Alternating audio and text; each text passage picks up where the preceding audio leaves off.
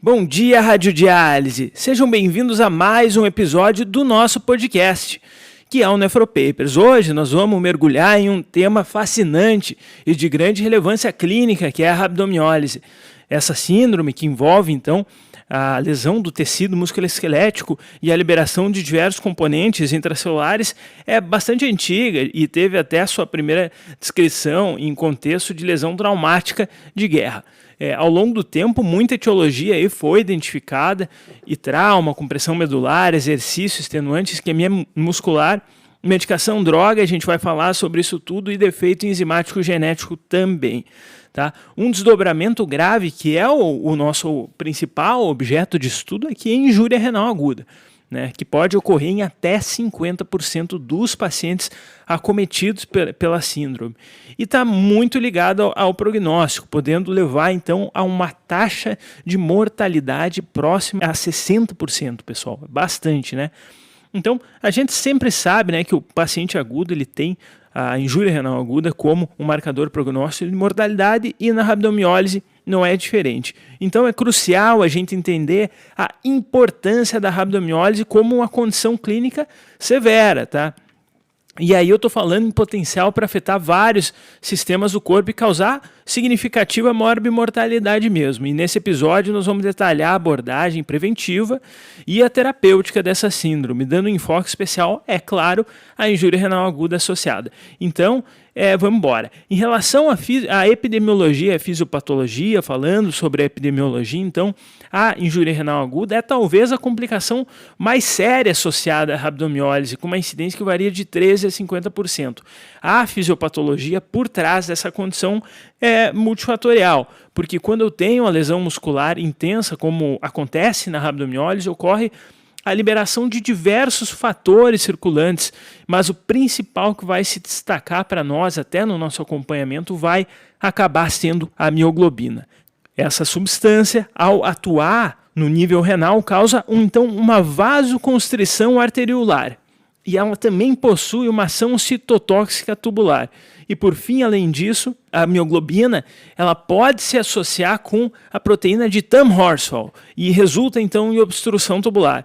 Quando nós falamos de túbulo, é sempre interessante falar em mecanismo de lesão. Nesse caso, no túbulo proximal, nós temos a citotoxicidade direta e no distal, a deposição e possível obstrução mesmo ao fluxo intratubular. Então, passamos para as causas, né? Em relação às patologias, que tem muitas causas em comum, né? E a rabdomiólise é uma delas, muitas vezes é difícil decorar todas e a gente acaba em tabelas, mas eu não posso deixar de citar as principais causas, tá? Que certamente incluem traumas. Lembrar aí que o paciente que sofreu esmagamento é sempre um candidato forte para rabdomiólise. Estresse muscular, já vimos triatletas principalmente com rabdomiólise e também os praticantes aí do que está na moda aí do spinning. Hipóxia muscular, é claro, porque pacientes principalmente com isquemia de grandes membros, temos anormalidades genéticas que estão principalmente ligadas a defeitos enzimáticos em metabolismo dos carboidratos, viu? E aí a gente fala também em mutações de mitocôndrias, enfim. Infecções eu queria pontuar para vocês não esquecer da polimiosite tropical, aquela miosite disseminada por estáfilo gravíssimo, distermia que tanto o hipo quanto a hipertermia pode dar. A gente sempre lembra, né, da hipertermia, mas a hipotermia também pode, e o uso de distúrbios hidroeletrolíticos, né? Tem um raciocínio que eu queria pontuar para vocês, que é um pouco contraintuitivo, que é o fato da hipocalemia poder causar rabdomiólise. E aí depois que a rabdomiólise acontece, pode ter uma hipercalemia, pelo potássio que sai de dentro do miócito, tá? Então tem essa confusão, tá? E por fim, é claro, droga e medicamento, né? Paciente com overdose de cocaína tem que procurar rabdomiólise. Então vamos passar para o quadro clínico mesmo, né? Quando nós voltamos nossa atenção para as manifestações clínicas da rabdomiólise, elas são muito variáveis e também dependem da gravidade. Do mais básico, pode haver fraqueza e dor muscular associada à lesão muscular direta mesmo.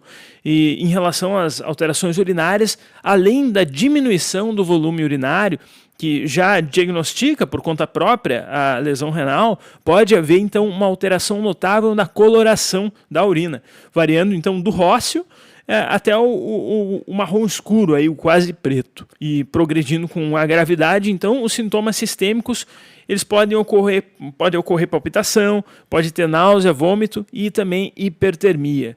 E aí, frente aos casos mais graves, nós precisamos ter uma monitorização rigorosa, tá? Principalmente pensando em arritmias cardíacas, tá? Que podem ser secundárias aos distúrbios hidroeletrolíticos.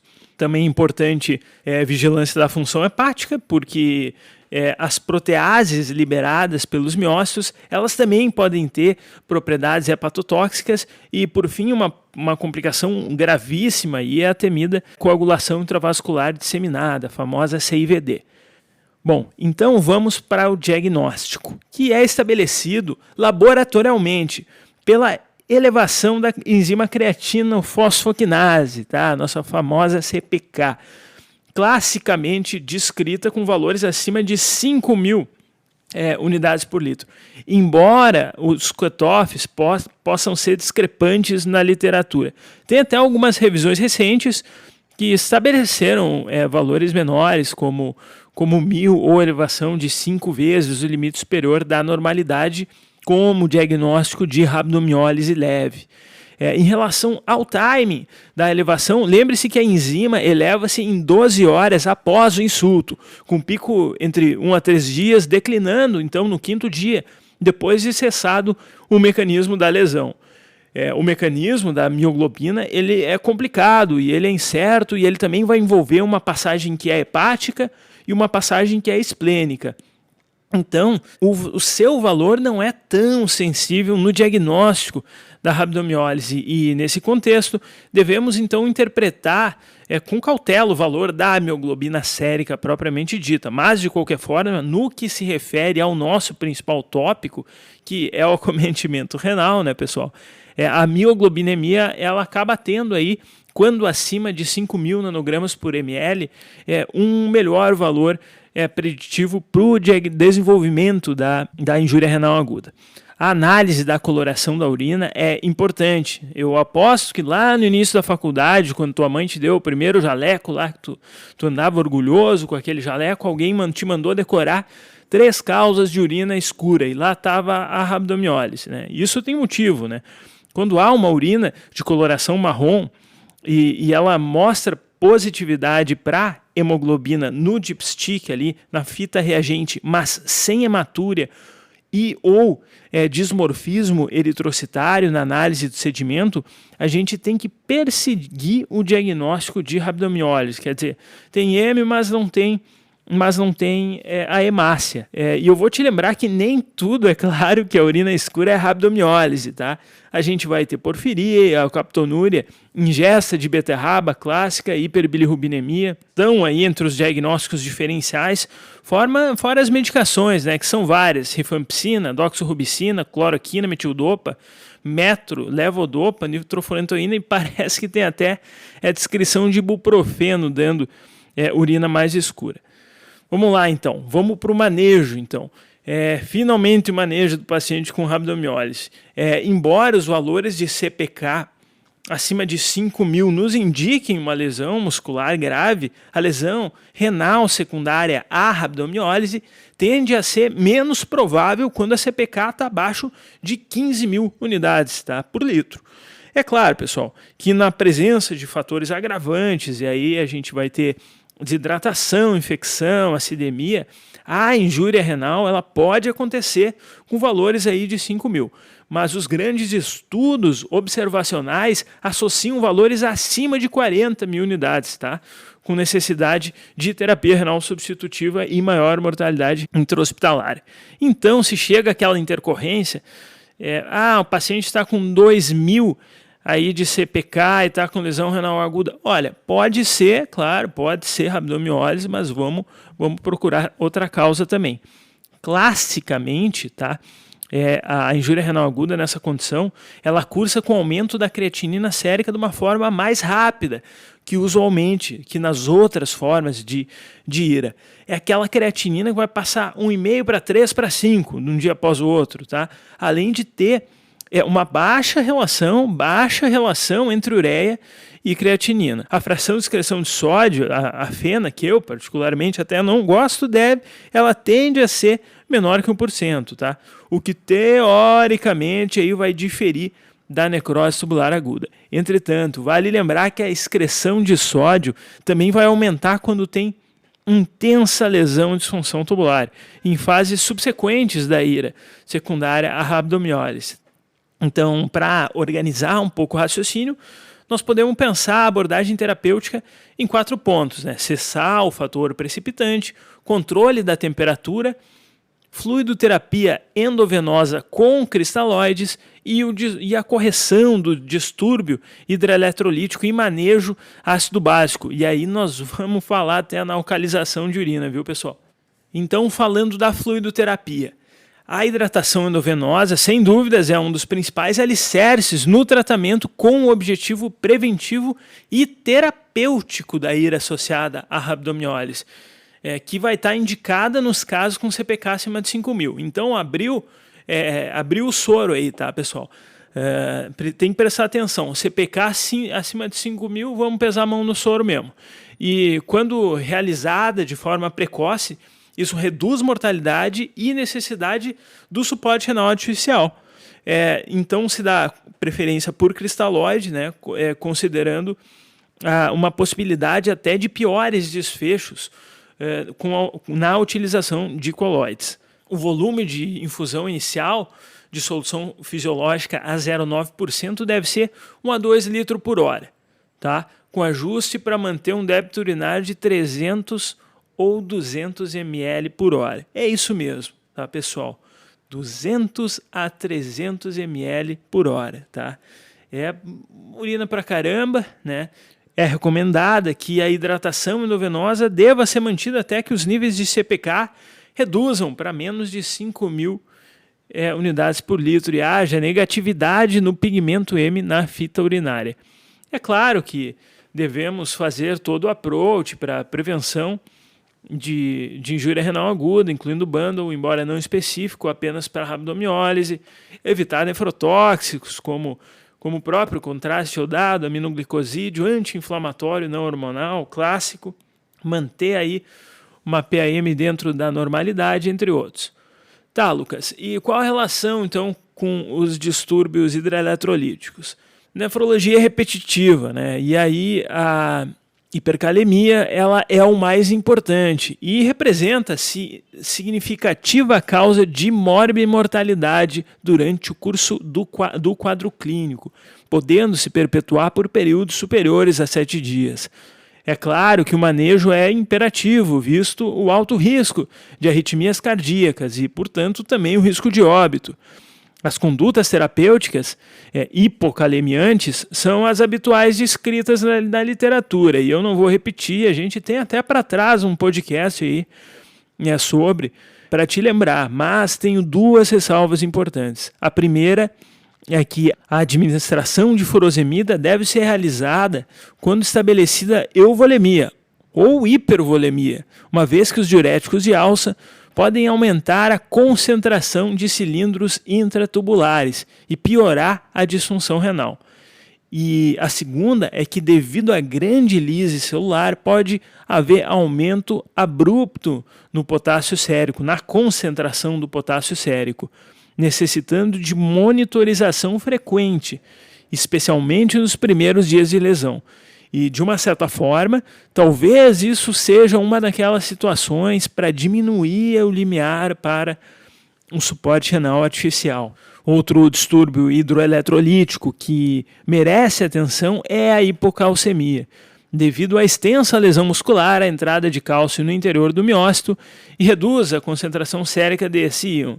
E depois, além disso, né, a precipitação de fosfato de cálcio e calcificação dos tecidos, sendo isso outro contribuinte para a hipocalcemia.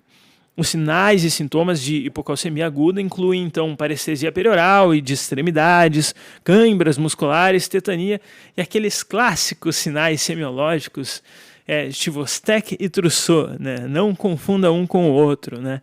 Além disso, pode haver, então, alargamento do intervalo QT com risco arritmogênico mesmo.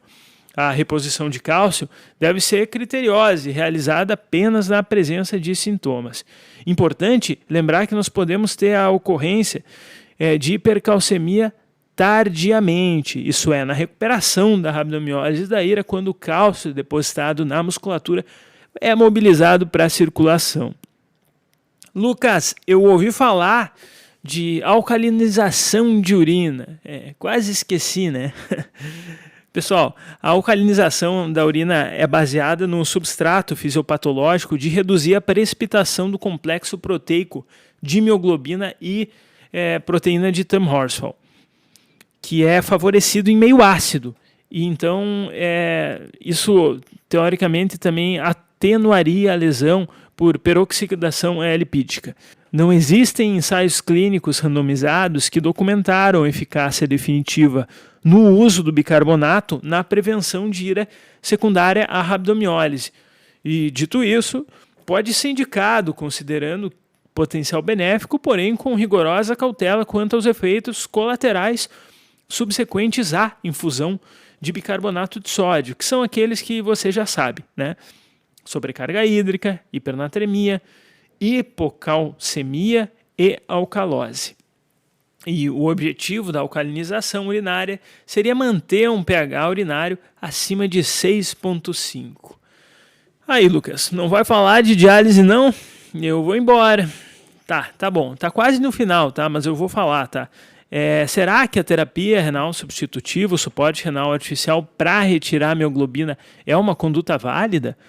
Bom, pessoal, o tamanho da molécula da mioglobina é de 17 kilodaltons, tá? 17 mil daltons, que é de pouca remoção em filtros dialisadores convencionais, sendo mais removida em capilares ou de muito alto fluxo ou de high cutoff, né? Porém, sem evidência de melhora no curso da lesão renal ou redução da mortalidade. A mesma conclusão se aplica quanto ao método dialítico ocupado. Hemofiltração e hemodiálise apresentam os mesmos fechos clínicos por enquanto, né? A gente ainda não tem um trial aí para bater o martelo, apesar de a terapia convectiva apresentar maior clearance de molécula média, e aí também vai se incluir a mioglobina. Portanto, a decisão de iniciar ou não o suporte renal artificial deve ser baseada conforme critérios clínicos e clássicos, né? Hipercalemia ou acidose metabólica refratária, uremia, sobrecarga volêmica resistente a diurético, e não com um intuito profilático. Quando indicada, a escolha dentre as modalidades intermitentes ou contínuas baseiam-se no status hemodinâmico dos pacientes e na presença de comorbidades, devendo-se então se iniciar as terapias contínuas se tiver aí instabilidade hemodinâmica ou presença de hipertensão intracraniana. Lembrar, né, que uma das causas mais comuns da rabdomiólise é o trauma. Às vezes eu tenho TCE lá, e aí vale a pena botar na contínua mesmo. Para não dizer que não falei das flores, tá, pessoal? Terapias adsortivas podem ser uma opção. Essa sim, tá? Podem diminuir de forma substancial aí a mioglobina, e nós não sabemos também quantos mais metabólitos aí que vão ser dejetos da lise dos miócitos. Já vi aí derreter o CPK do paciente com Cytosorb. Então é isso aí, pessoal. Resuminho rápido. Esperamos que tenham gostado, ir devagarzito ali pro hospital, escutando o Nefropapers e chegar sabendo um pouquinho mais sobre rabdomiólise. Um grande abraço da equipe Nefropapers. Esse podcast tem o objetivo de educação médica. As informações aqui prestadas exprimem as opiniões dos seus integrantes no momento da gravação. Não esqueça que a medicina constantemente. Não utilize as informações ouvidas aqui como conselhos médicos para si ou para outros. Em caso de necessidade, procure opinião médica direcionada.